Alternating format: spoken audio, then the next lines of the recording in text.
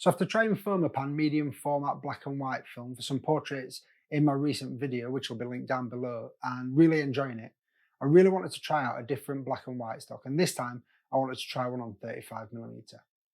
Now, what with it being relatively new and having seen some stunning work with it on 120 by Sophia, CineStill BWXX seemed like the obvious choice to try out. Also, side note, make sure you check out Sophia's video after this one. So BWXX is the first black and white stock that CineStill have produced, and just like their other stocks, it's motion picture film that's been repackaged and repurposed for stills, in this case being Eastman XX film. Now, even if you've never heard of Eastman XX, you've definitely seen it over the years, as it's been used in some classic films, most famously the likes of Raging Bull, Schindler's List, parts of Kill Bill, and the unforgettable introduction of Daniel Craig's James Bond in Casino Royale. Now, I shot this role with the wonderful Rianna, who's a model and also a dancer, and a huge thank you to my best friend Richard for shooting all the behind the scenes that you're about to see. I shot one roll on 35mm with the Canon 3000N, and let's see how we got on.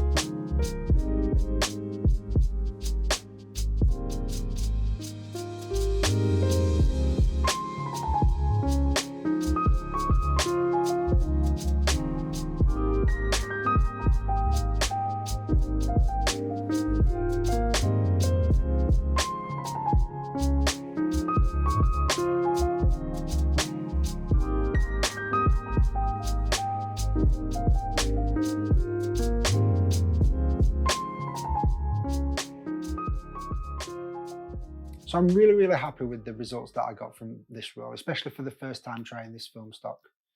There were some quite varied results based on how I exposed the shots.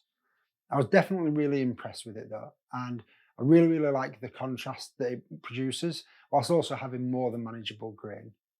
When you nail the focus, those blacks are really deep and full and the highlights aren't blown out. However, as you can see, if you do underexpose, the blacks do tend to get a little bit muddy and faded, although that is a look that a lot of people do like these days.